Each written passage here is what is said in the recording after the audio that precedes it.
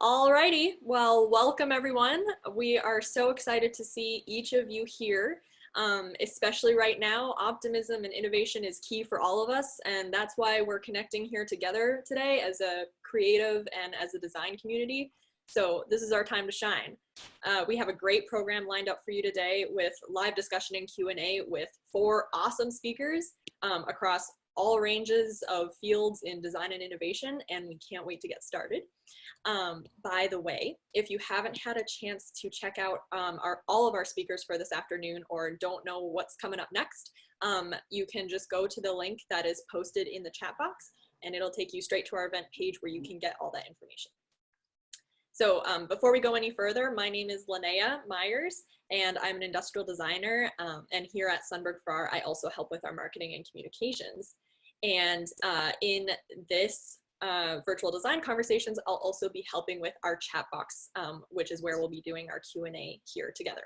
So talking about the chat box is going to be really important today. So I just want to take a minute to let everyone know where that is. If you just go to your Zoom toolbar and click on the icon that says chat, that box should open up on the side there, and that's where we will be taking all of our Q&A from you during the event.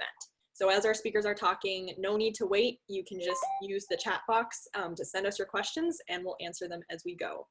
And this event is called Virtual Design Conversations for a reason. We love getting your questions, and that's what's going to be fueling and making this time the most valuable for us together as we speak with our thought leaders. So please don't be shy. You can even just type something silly in there to try it out. And I'll also be posting links and other resources in there as we go along. So just make sure you don't miss out on that, as well as Jivex and my contact info so that you can ask us any questions after each session if there were any that we weren't able to get to.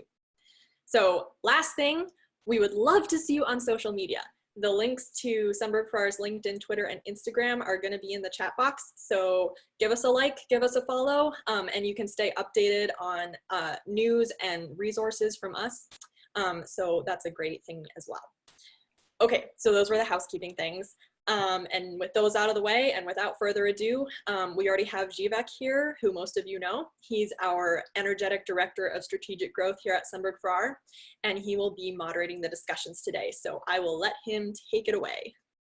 Thank you, Linnea. As every time, we just cannot do this show without you. Thank you for your extreme help and cooperation. And kicking off this amazing virtual design conversation part 2. The first one was, I would say, depending upon how we define success, was successful. But even before we start, I know there are some new people that might or might not be knowing me. There are some people who might know me and I'm still Jivak. Don't get this beard in the way. I'm just trying to compete here with Owen to see how much I can be like him. But maybe before COVID or before beard, I have not discussed about that. But it's always nice to see all of you. Well, not see you, I cannot see you, but I'm just seeing an empty room right now. It's amazing. I'm just hallucinating that I have an audience over here. Owen and me, I think we have been a little bit used to speaking, and somehow that speaking, the vibe you get from the audience is missing. But I think we should do with what we are given things to. Well. It is an empty room. It's a pretty clean room. I think only the zone behind me right now in my house is the most cleanest zone.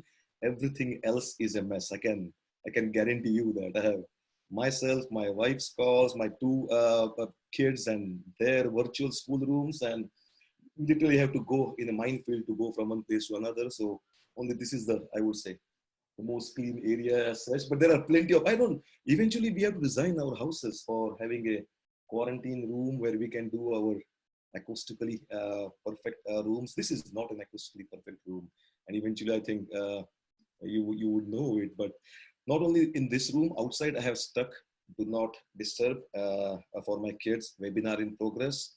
Just behind this room is a restroom, so even there also I stuck it, do not use it, because if somebody uses that, the entire thing reverberates over here. So these houses are not built for meetings like this. At least my house is not built for that. But anyway, it is what we can do.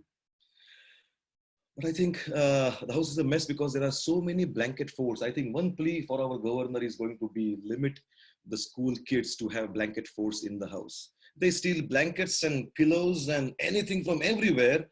They should limit at least 2 or 3 blanket forts in a house right now. There has to be a rule on it. That's the only thing. Means we cannot touch those blankets, touch those pillows, because you don't want to upset the kids, especially after 5 weeks in the house. The blanket forts are comforting, but I think we need to control that a little bit. I know we already have Owen on the standby, and we will start pretty soon. But there might be let's say 3 observations I might want to sit it out there. Uh, these weeks give us so many things to contemplate about.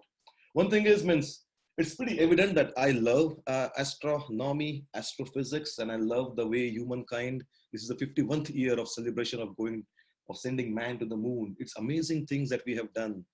But I think now going forward, I think the policymakers of every country or every county or every international division should think about, I think, not just making this, all this was done for an arms race. We all know that there is an emotional component of going to the moon, but we know why it was there and how the Cold War spurred everything. And that eventually gave rise to so many silos, so many intercontinental ballistic missile silos all over the world. But I think going forward, we should try to invest more into that comfort the US Red Cross ships, like aircraft carrier size ships, which will be hospitals, floating islands. But sometimes we need to disinfect or sanitize and have a social distancing of the hospitals also. So having those ships, I think every army in the world should have at least 25 dozen of them in, and then ready to send them anywhere in the world where it needs to be, so we can contain this if it happens. And people say it might happen every 3-4 years or something. So we have done a lot going and peering through a telescope all the way over there up in the sky. But now we need to peer down the microscopes and look at this biochemistry, an amazing world of bacteria, especially the viruses too. By the way, talking about telescopes and microscopes, which one was invented first, do you think? I'm not going to ask, there is no way to get answers in a fast way, but think about us as human beings peering into the space. Was telescope invented first, or us human beings trying to understand what's the microscopic atomic level to look at? So the answer is microscope was invented first. By the way, both were invented just in 15 years of each other. Both were invented by Dutch people in Netherlands, in a similar province or a similar village where they were earlier making spectacles and binoculars, then microscopes, and then telescopes. So I think that's how they were experts in optics, and that's why it went to the invention of all the things in that particular area as such. So maybe that was first. Second, not observation as such, but isn't it amazing right now? Means COVID thing is bad. We all know that. It's really bad. Almost 60,000 dead people in US in last 1.5 month. So it's really bad. But from the nature perspective, the air out there is surprisingly getting cleaner and cleaner. Means some of the major polluting cities in the world, Mumbai, Shanghai, Laos, Nigeria, they were having more than 400, 500 ppm particulate matter index over there. Now they're less than 30, less than 20. It's surprisingly clean out there. But the irony is, the air out there by Mother Earth is so clean. And right now, we of all the times are wearing masks and going out there instead of breathing that clean air. So that's irony as it is, I would say. Maybe, and the third observation would be, right now we all know everywhere in the world, we are only open essential businesses. Means every company, every county, every governor, every president is saying only the essential things are the way. But now I will repeat it twice. It's pretty difficult to understand this. Right now we are doing only what's essential, and that's ruining our economy. Just think about it. As mankind, we are doing only the things essential to us for our survival, for everyday groceries, medicines, keeping us sane, education. So the rest of it is just frivolous or unneeded or unwanted or a little bit ostentatious. Or we have to think about, if essential is crippling the economy, the other things we do, how meaningful or how purposeful they should be, or they might be, or there might be some another economies that can happen post-COVID areas where there might be a good blend of what you define being essential and how might they finally feed you into the value structure you are or who you are. So it's interesting, and things like that just makes me or everybody like me or us designers or engineers or businessmen think about what is essential and what is not, and where do you stand in the entire chain, the creative supply chain of let's say one end is essential and the other end we need to define more and more and try to see how that may or may not affect the economies as such. I think let's try to make a foray into our virtual design conversations. As you know, we have 4 speakers. Our first speaker is right over here. Owen, say hi to our audience. Morning.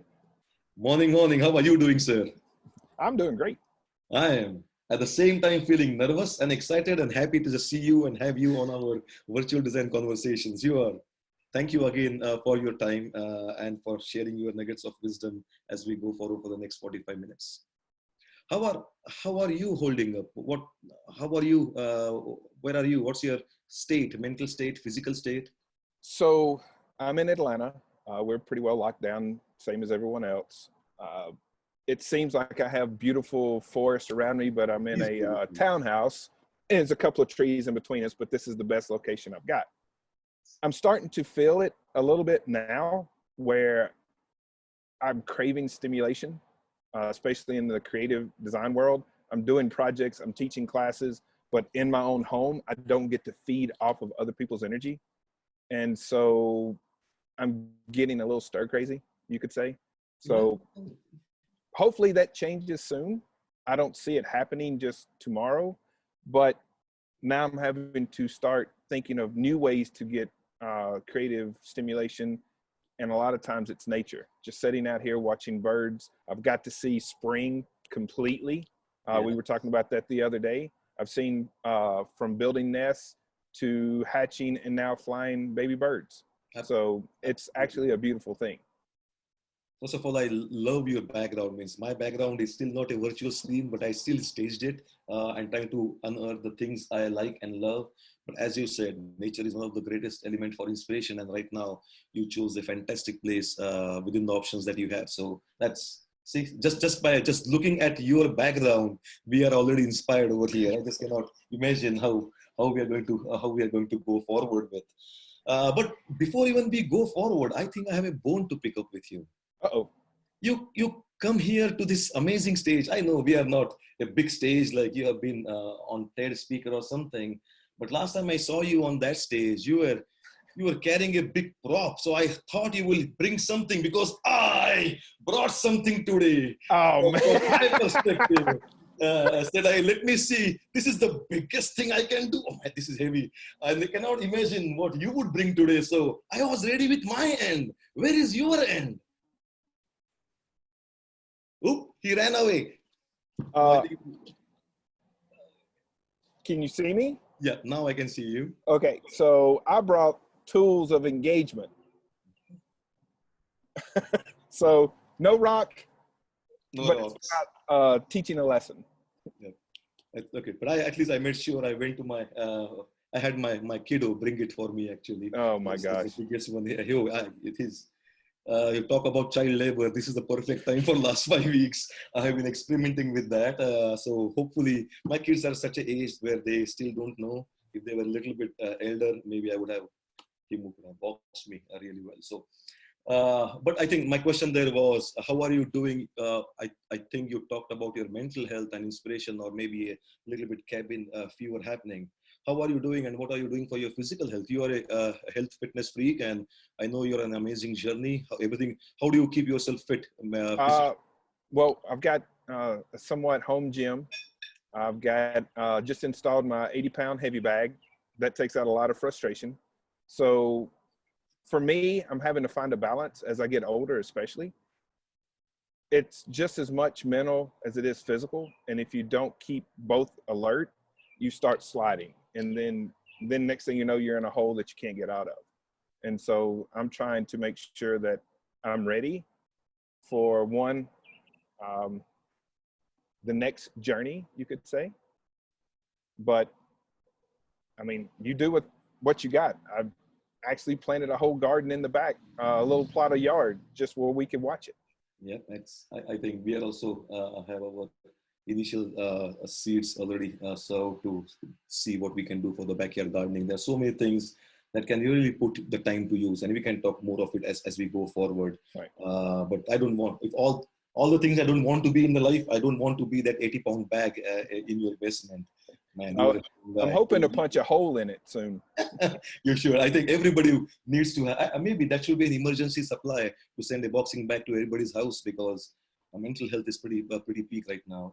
So, can you, before we go into the topic of today's discussion, I know we can expound on anything. Do you want to let people know a little bit about yourself? Okay. Right now, what you are doing, and what's your latest kind of, I would say, I should not say job, but how are you keeping yourself busy from the professional side? So my name is Owen Foster. I'm part of the Aether Global Learning.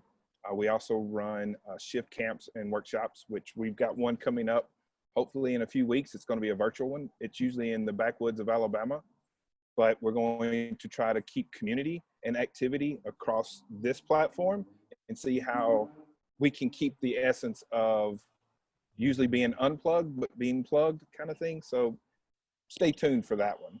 I also got hired by University of Tenets in innovations of Partners College.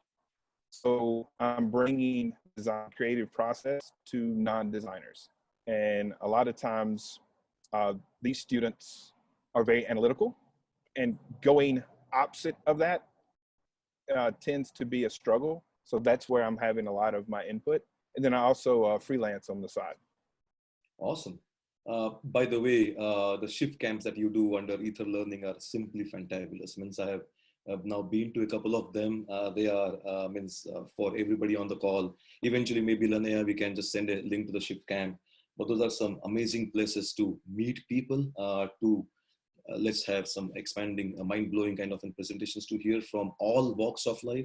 The themes you, I would say, come up with are simply amazing. So thanks for doing that for the design community and the surrounding associating community too. And nice to hear that you're still going up with the plans of holding it and not canceling it, even though it's going to be virtual as such. So I will be myself will be tuned in for that. Thank you for that. And today's topic, I know you can talk about plenty of topics, but today I think we will be talking about service design and the facets of it. So as you know, Owen, right now on the call, we have many people who might be managers or directors, but we also have early career starting folks and some students also. So there is a huge kind of I would say, breadth of people listening to what we are doing. So sometimes we might not need to assume some of the things. So if you want to explain somehow on the fundamental level, that will be great too. So seriously, I'm genuinely asking this: what is service design? Somehow people understand product design or industrial design. Let's at least assume that. What is service design? So that's actually a really good question. And for the group that's on here listening, when Mr. Jivak came to me, we were talking about, we're going to talk about black holes. We're going to talk about this. We're going to talk about that. And then he goes, hey, I want you to talk about service design. And I'm like, I'm a trained industrial designer teaching the creative process. And now I've got to explain something that there's 1,000 different definitions for, almost just like industrial design. But for me, it's looking at a holistic approach, an ecosystem. And it's what most people don't understand. They think it's just for the user, but service design actually opens up for the user and the employee or the business. And it's looking at design, aligning, and optimizing different organizational operations to support the customer's journey. The journey is at the very end. That's the last part when you have the interaction of whatever you're wanting that experience to be for the user or the customer. But there's so much more behind it that service design is a vocabulary that if you're looking at the creative design process, it has to be in there. And where I look for, I try to label everything as responsible design, because everyone that's involved in creating anything has to be responsible for the whole conversation. Now, you're going to bring expertise that I might not have. And I'm hoping at a table, which I talk about all the time, is collaboration. We talk about multidisciplinary, where you have a bunch of different vocabularies being spoken. But also you need multicultural. You need to understand how other people see it. Have you ever walked in their shoes? Have you ever seen or heard from their cultural biases? And then you need multi-generational, because how us old people going to say we're creating something for the next generation when we've never had them sit at the table with us? And for me, service design is the one that allows or facilitates those conversations. It gets you out of having a single focus. Everybody rushes to the solution. Designers do it all the time. Companies do it for everything, because money is equal to time. The faster you can get there, the money you save, and hopefully the more money you make. That's the way it works. But if you're not answering the right questions, what are you solving for? And I think for me, it's a sharing of understanding, it's facilitating discussion, and it brings everybody on the journey. So when you're going through the rest of the process, there's a better understanding of what you're trying to create. And for me, that's service design. That's a pretty beautiful way to look at it. But so service design can stand on its own also as a need, or means if you want to understand the value that it brings, means I completely understand the way you have set the stage. Mm-hmm. But what would be the distinctive value that service design might bring to the entire context of, I like the way you are quoting it as responsible design. So I think what the value it brings, it makes you run scenarios over and over and over and over and over and over and over. It doesn't allow you to see it one direction. Service design takes multifacets. It brings in all of the agents, all of the props, all of those things, which I'll cover here in just a second. But it allows you to build scenarios, customer journeys, different things like that, where you're seeing all of the touch points or pain points.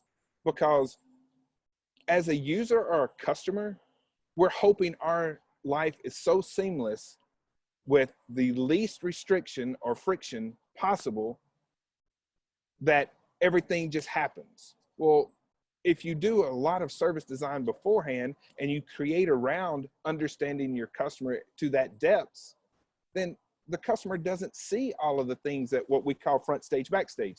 Backstage is where all of the chaos is happening, all of the organization, all of business, even what they're.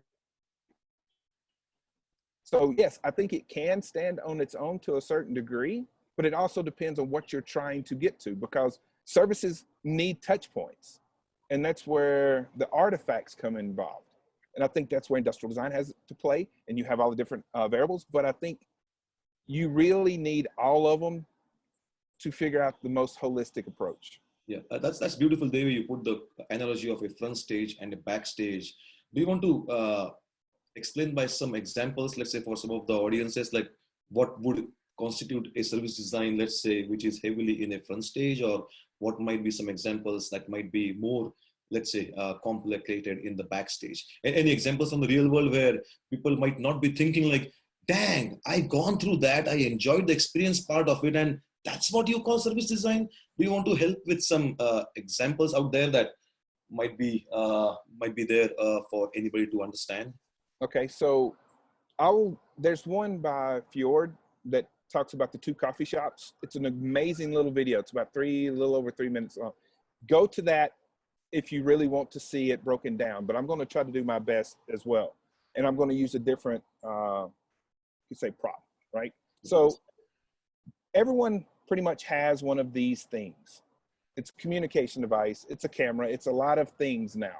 Yep. But when it first come out, let's just call it the evolution of the smartphone. This right here, the artifact, the manipulation of atoms, is the world of ID. We create mass-produced things, and we can produce pretty much anything we ever dream of. Now, cost efficiency might not be right there, but we can combine elements to create things like this. Now, if you open one up and you see all of these apps, user experience, graphic design, all of those things, so that started making this a little bit more useful. But now Apple brought something to the table that no one had at that moment. It's called service design, because they created iTunes. They created an ecosystem that allowed you to use this little artifact to connect to all of their pieces and parts. Now, if you take that away, just a phone. If you take the icons away, It's just a paperweight. But if you take the artifact away, we can't do those things. So it took all of them.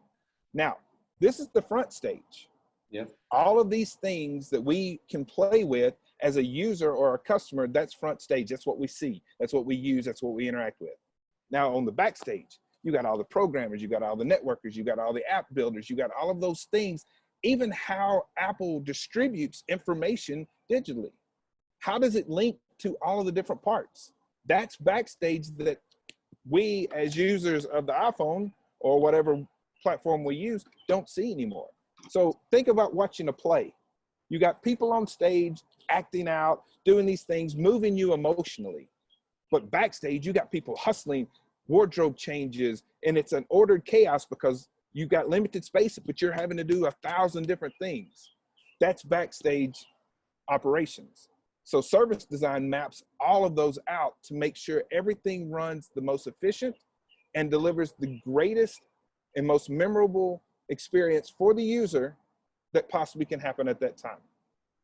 And it also makes a lot of operations agile afterwards.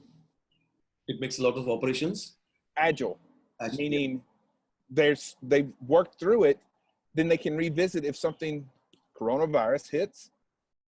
Their systems can be manipulated and revisited quicker than people that don't use that kind of organizational process. So do not each and every, there will always be exceptions to the rules, but we'll always need some kind of an artifact and an object to liberate the touch points of a service process? I think there will need to be some type of physical thing for most parts. Now, I can't say for all things because it doesn't exist pretty much. But even if it's a rock or a phone, you still have to have things for humans to interact with at this moment to have those experiences. Yep. And I'm going to say this, we cannot create experiences for people. We can create the avenue for them to have an experience because absolutely Disney hate everything. Owen, but can you repeat, yes. There was some audio breakup for the last, let's say, 30 seconds. Can you repeat again after you said about liberation of an experience via avenues and not actually crafting an experience? I think we lost you after that. Okay, so what I was saying is we can't create an experience for people.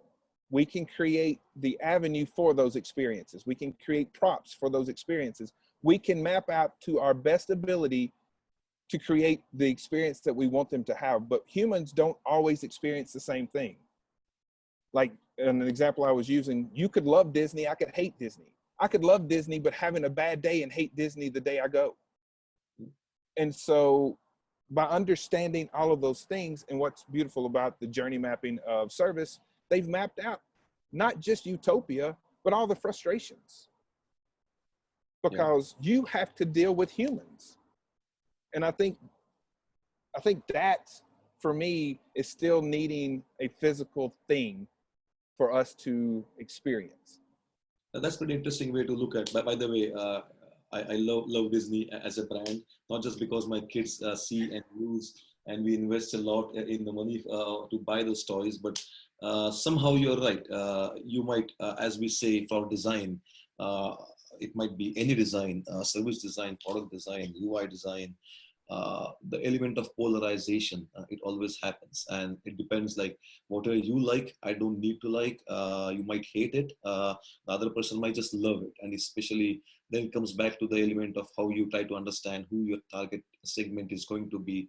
How do you really go to the attributes and the value structure of that demographics, that psychographics, and then create the experience, or the way you're saying, create the props for the experience for people to finally go and enjoy how they want to enjoy from their own mental models. Means I see it's like we find, as you said, we finally have to deal with humans.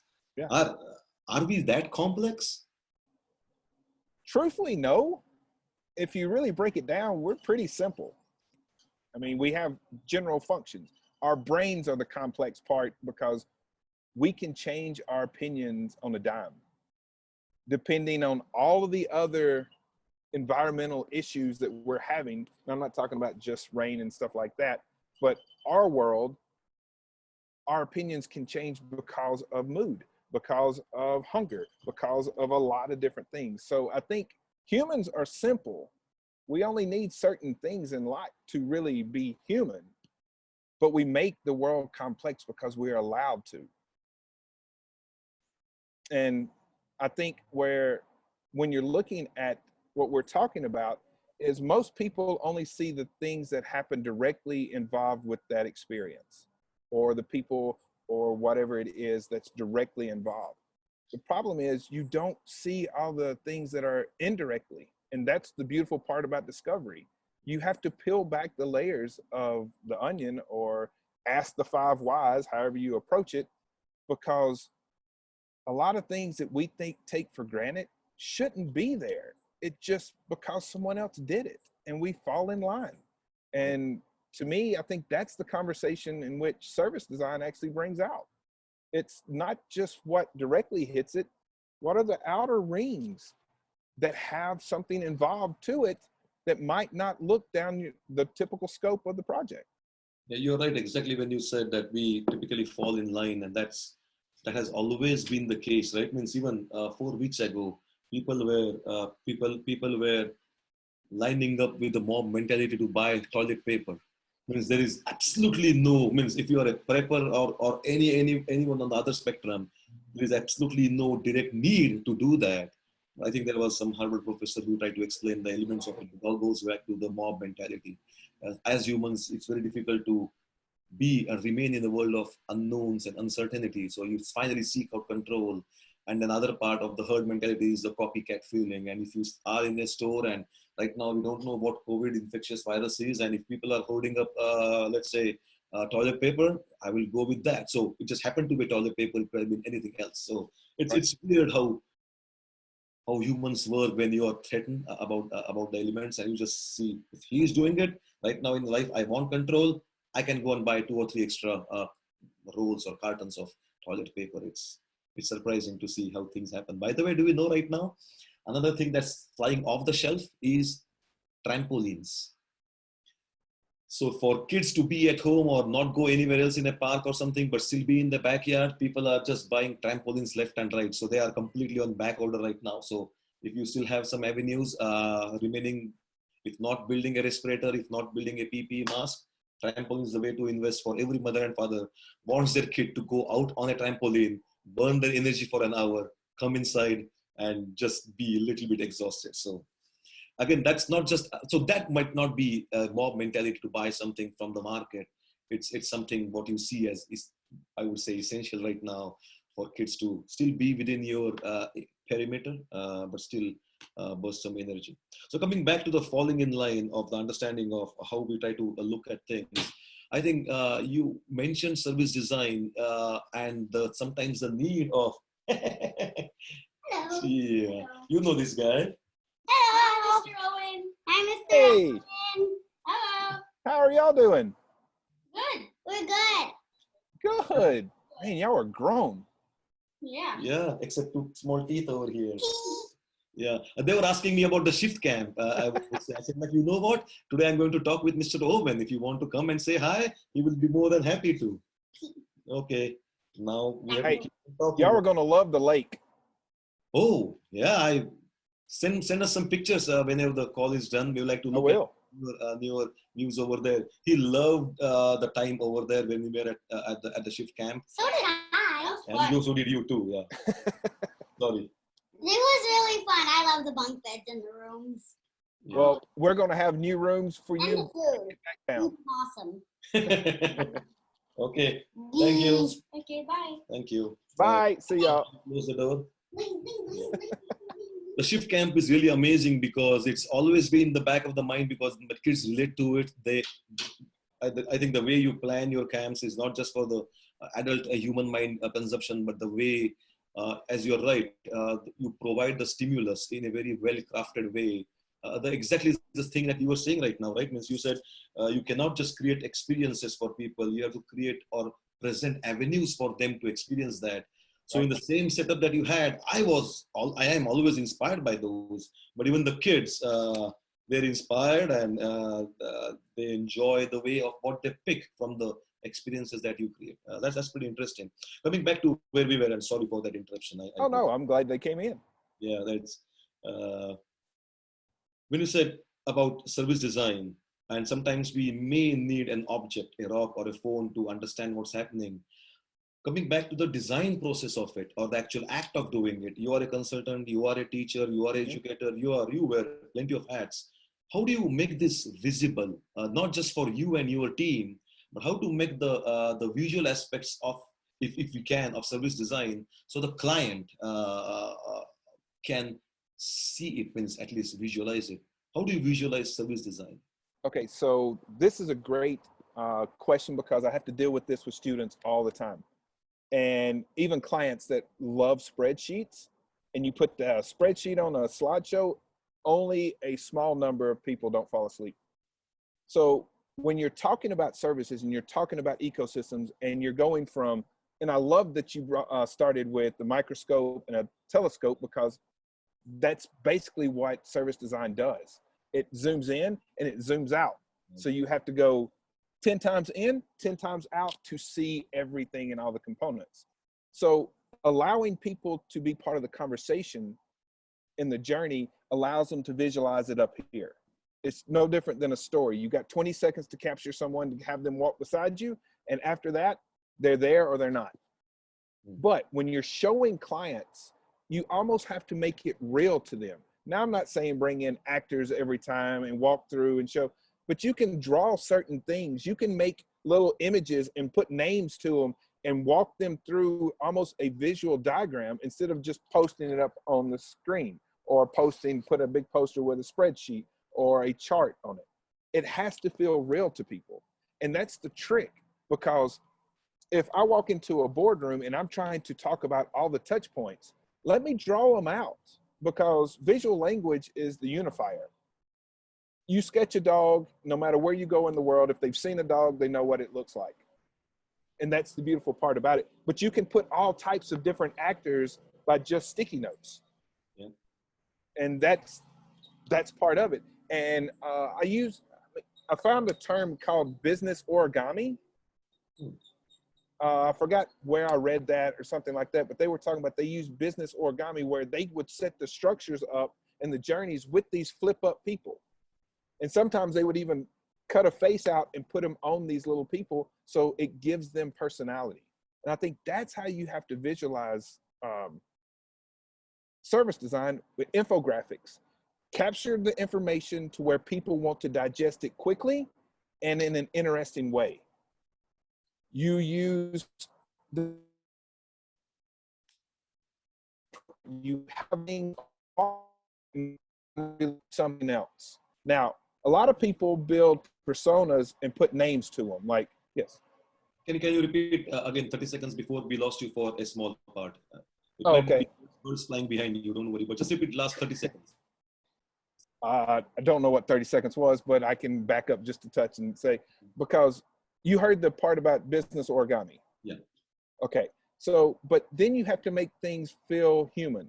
So a lot of people put names, put faces, put things like that, even put their posters of what their demographics are, and they name them.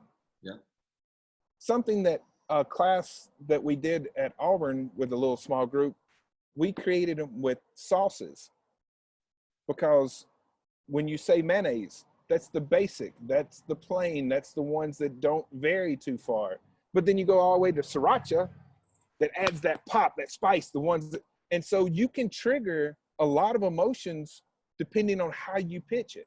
Yeah. And service design is that.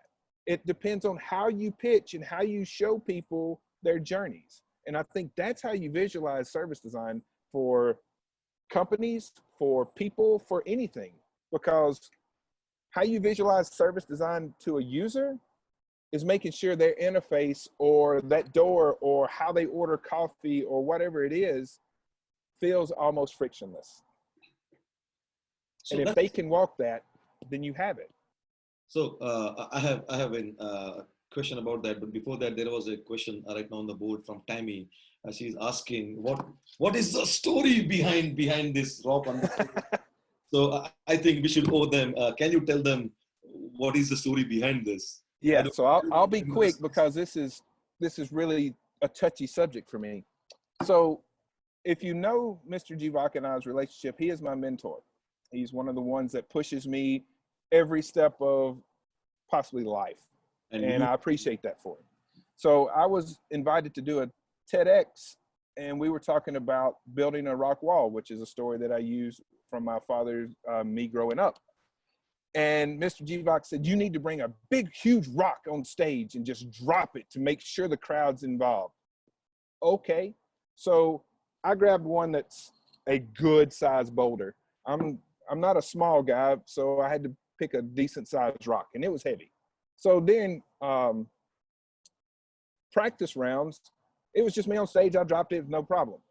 Come the day of, they made me hold it for about 10, 15 minutes behind stage and then walk a flight of steps. And when I dropped it on stage, I was so out of breath that it took me 2 minutes going and trying to talk the whole time. And then here's the support of a great mentor. It's not the rock size, it's you need to get more fit. That's what I heard. First words from Mr. Jivak. You need to get stronger. Don't pick a smaller rock. Make sure you get a lot stronger and use the same size rock. If anybody has to learn from that, I think it's the same thing. Means you have to pick a goal and ambition the way you want to go somewhere, right? Means I think, and you did that. I think maybe next time we see you will amaze. I'm gonna throw a rock for you. I will be in the audience with the catcher's mitt to make sure I catch it. I mean, pretty good. I used to play cricket, but I still can catch pretty good. So thank you for that question. I think we should not have left the rock hanging as such, by the way. That's a pretty huge rock. Even right now on my table, I'm looking at it. Coming back to where we were, we also actually have another question from Dan, and maybe not immediately, but you can try to answer it. He said, Mr. Owen, not Mr. Owen. Owen, could you walk us through an example visually? I think they're all peaked at the whiteboard behind you, and you showing a couple of elements as such. So keep that in mind as we go forward. But as you're explaining the things, my question was like how to visualize it or how to make sure you can present it to the client so we can explain and extract things from design research or observation or all those kind of tools. And some of those elements of role playing, of experimentation or infographics or storyboarding, as you mentioned, those are highly amazingly used tools. On the other side, let's say you're designing and service design project or program for a financial industry. It might be a banking sector. Pre-COVID, let's not complicate it with post-COVID physicalities yet. So if we are using that to extract things from the actual users, super users and the client, when we want to go now and deploy it to, let's say there are 200 different chains in the Midwest or something, do you use a different set of tools to help understand all the frontline users of the service design, I would say actors who will be doing it day in and day out? Are there similar tools you use, or you have a different way to now convey the production level details for the front line of staff to be the journeyman for putting that value of service design? So when you're looking at it and you're going to create a unified voice from front stage, backstage, because if backstage is not, and this is where most businesses don't understand, if they don't have their operations correct, it makes the front stage suffer. Because when people call service, customer service, and they get put on hold or sent somewhere else, then the frustration levels start growing. Or if, like you're saying, banking, their interactions with the ATMs are so confusing, they can't get money. And we all know you don't touch people's money or mess with people's money. So you have to make sure that your operations are here. But how do you set that up? You have to understand the front people. You have to understand your customers and what they're really needing before you can even fix your problems. So both sides have to have a voice at the table, and you're going to do those things. Now, if you're looking at different regions, maybe some of the cultural biases or processes are a little bit different, you better have their voice in there as well. An example, when Xbox created their first gaming system, they had what they called the potato controller because it was huge, right? And PlayStation was already in the market, so they wanted to go get into PlayStation's market in Asia. Failed miserably because the potato didn't fit their demographics hand size. Now, is that service? Well, that's part of the whole thing because they didn't understand the usage over there, so their systems couldn't be set up. Now, it's human factors, it's industrial, it's all of those things, but that's an example of not understanding the pieces in which you're deploying. Now, if you have your operations backstage and you integrate with your front stage, and your front stage could be the people at the desk itself, the ones that are having the direct contact. They have to have that message that the backstage is producing within that operation. And if the backstage doesn't give them the tools, then they can't deliver the right message. So yes, it has to be one unified kind of language, but there might be variations depending on your markets. And you have to ask all of those things because that's the front end part of it. Is you better have all of that voice when you start creating. That's the whole point of having everybody at the table. So why it is difficult for some companies to not understand this value of service design? Means why some companies are, let's say, that it's good that they're at least doing the part of product design in the best way to understand how people are going to use it, misuse it, and those elements. It is something lacking. Means you have been a part of industrial design community for a long time. Is it something lacking from our, let's say, constituency to let know the value of service design, how integral it is to the product design part of it and the other business design parts of it? Are we as an discipline failing somewhere in conveying the value, the essentialness of service design apart from not just an object design? Okay, so I think we're so accustomed, especially from the artifact in business, we know what we're going to do and we can project how much it's going to make or cost, things like that. And I think what happens is organizations forget about the customer's viewpoint a lot of times. They're so lost in their own perspectives of how things happen. And even if I go into a company and I work there for years, I'm going to think like that company. My perspective of things will change because of the systems that are set up and my navigation of those systems. But bringing in service design that can erase some of those processes that are already there and look at it from a more naive, you could say, point of view, because that's the beautiful thing about children. They don't know the rules, so they're going to tell you the honest way of getting things done. But I think that's where we're and company organizations don't understand the value of it. And service design also brings up very complex problems to the front for everyone to discuss. And companies don't like frustrations. They don't like friction. They want everything to run smooth. Yeah.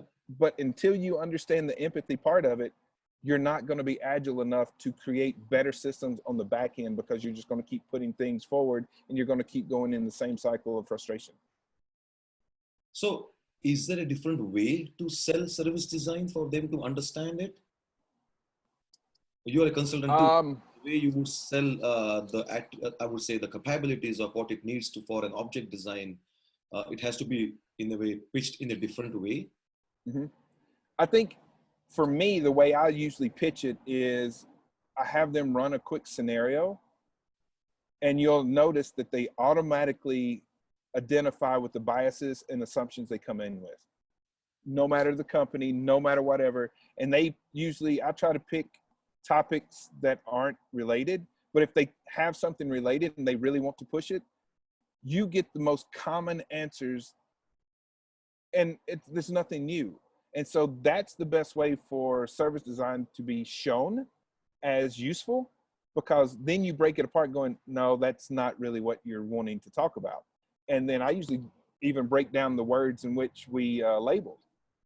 And so service design allows me to open that vocabulary and scenarios and show them, okay, what does your customer do? And most of them want to think about the perfect scenario instead of a lot of different scenarios. And I think that's where, if you can show them that it shows a wider range of frustrations instead of just the good things, then most companies will start looking at it, okay, I might need to change because I don't want to die because I'm not changing or evolving. It's interesting that you mentioned the customer centricity, the centricity as such, and sometimes some companies blatantly forget to see that viewpoint. But now, let's say, looking at, I would say, the main tenets of industrial design, I know we all, let's say, industrial designers, it's not just us, most of studios like us, we know that we are not just solving the problem of the end user. He's not the only, he or she is not the only constituency. There are so many multiple constituencies around, and not just the, I would say, the contractors or the inventory brokers or all the, let's say, big box retailers in between, not just them. But we always, even not post-COVID, but pre-COVID, we always thought about the, I would say, the greater good, the greater happiness of how it's going to finally, means we know in our, let's say, if you want to do all the 4 tenets of, I would say, industrial design, the end user, the person who's making it, the OEMs, the in-between contractors or retailers, but we also have the 4th element of our biosphere, or of our ecosystem, of just the planet Earth as such. And now with the lens of, let's say, COVID or things like that, not just COVID, but the other big, hairy, audacious problems on the earth, right? Means it might be still obesity or pollution, which right now is pretty less, but poverty or open defecation or the use of plastic. Single use is different now in a different context, but there are still plenty of different problems. And as designers, we have to make sure, apart from solving it for that constituencies, how it should not be a burden on Mother Earth. So going forward, as such, do you think that companies is going, so not just that, doing that is a little bit expensive, going green also is a little bit expensive, but right now what's happening and how people are reacting to what's happening out there in the world, what is your take, or let's say your supposition in how companies, at least bigger companies and partners, would start thinking of not just selling a product or selling a service aspect of it, but trying to understand we are not harming or doing any systemic problems like this that we are going through? What would be your faith in humanity going forward? I think there will be a new norm. I think companies will reevaluate their stances on a lot of things. Now, not all companies, because some need the cash flow. But I think we will start looking at hopefully how to push humanity forward on all aspects. And I like the way you said, from how we look at reacting to things, the way I normally set up the design process, you have the problem,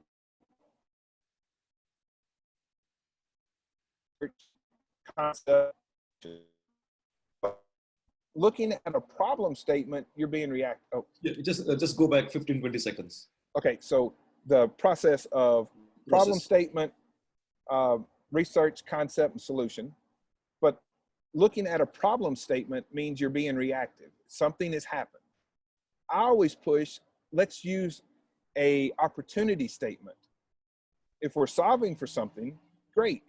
But now what's the opportunity to think forward, to make sure that it doesn't happen again, or we can be better agile in a few years? Or how about if communication devices completely change? And if I'm only building this, my company dies. I've got one example, and I'll use this little whiteboard because I put it up just in case we wanted to do a couple of things that I talk about a lot of times, which has components of all of it. And it's mainly because people think. So I'm going to use the sticky notes as well. Yep. All right, so there's a city on the coastal area of Colombia in South America. And their water treatment plant was looking to how to get better water to its people within the city and who people they serve. So they brought in a lot of different companies that would say, okay, you need to change chemicals, you need to update your filters, you need to update your pumps, all of those things. And what they did, they only looked at a small portion of interaction.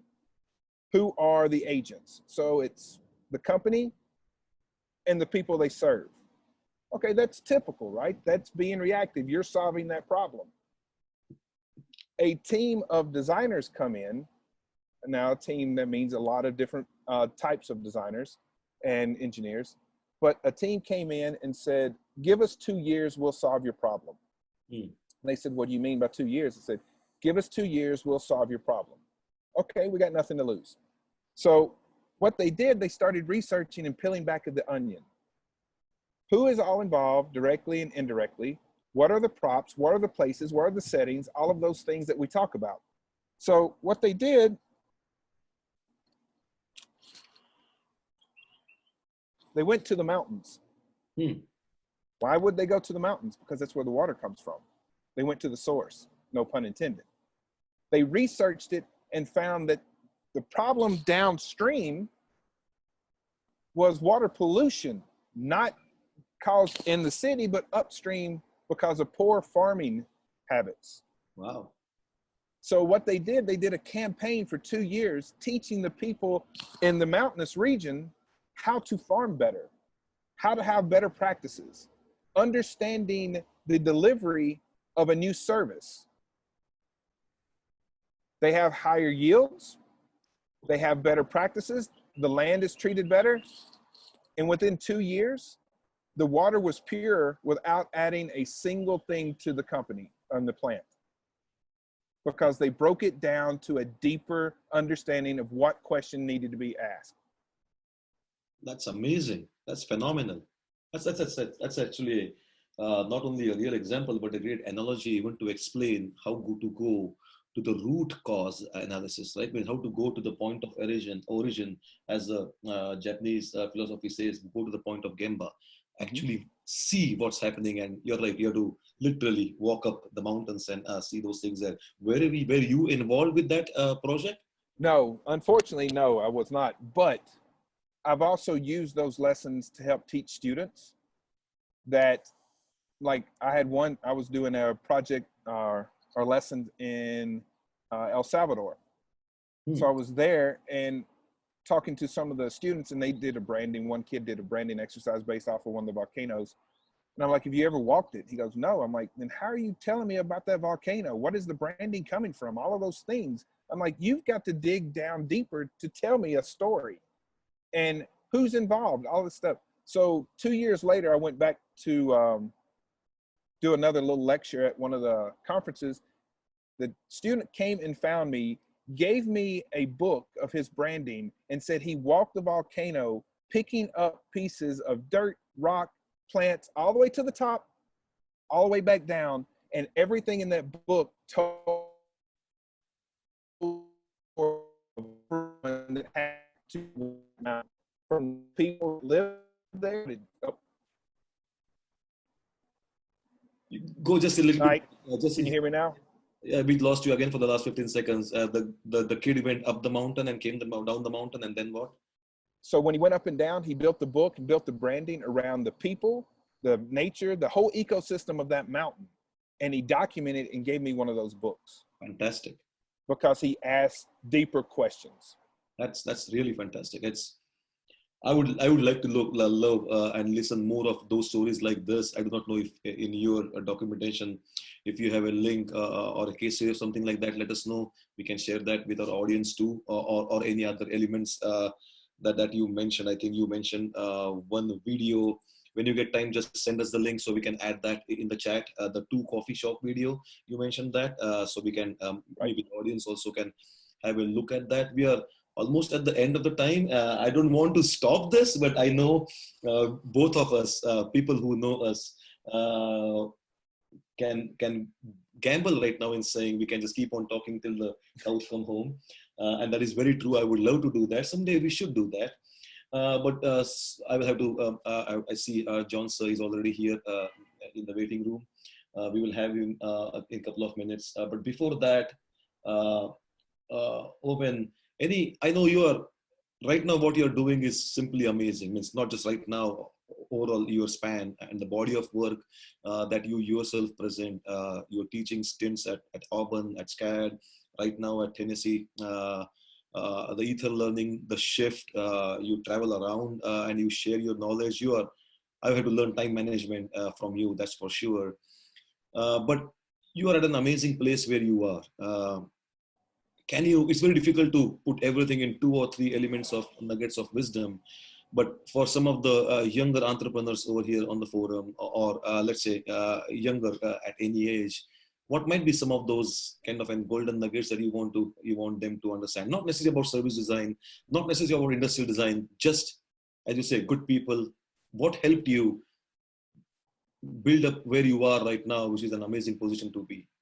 Can you help some of your parting wisdom words for our team?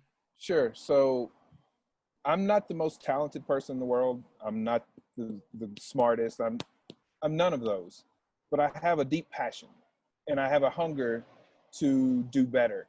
Not just for myself, because if you know me, I'm more about pushing other people forward than myself. That's my whole goal. I'm hoping on my deathbed that you don't remember my name, but you remember my deeds. And so if I'm telling the younger generation, approach everything with passion as if it's not going to happen anymore tomorrow. Have the hunger that you want to learn and grow every single moment. And then the last thing, when you acquire wisdom, it's not yours to keep. You are to pass it along to make the next generations greater than you, because that's our obligation as humans. We are always to make the ones that come behind us greater than we'll ever be. That's very well said, my friend. That was literally the mic drop kind of sentences that always comes from you. I'm so happy for this, for your time today. And let's try to see how we meet again, and we will meet pretty sure. This thing is going to be history pretty soon. But thank you again. Feel free to be let's say tuned in for the rest of the presentations if you have time. If you want, just unmute and unvideo yourself, so it might not be a distraction. But thank you, and I just enjoy the location you chose. I could hear some birds in the back. I'm yet to identify them, but if I get to, or if you see something, let me know what you see. Thank you again. Thank you so much. Yeah, see you soon. All right. Awesome. That was Owen, all the way here from Atlanta. I forgot to ask you, Owen, if you're still there. Can you come up again? There you are. Oh yeah, I'm still here.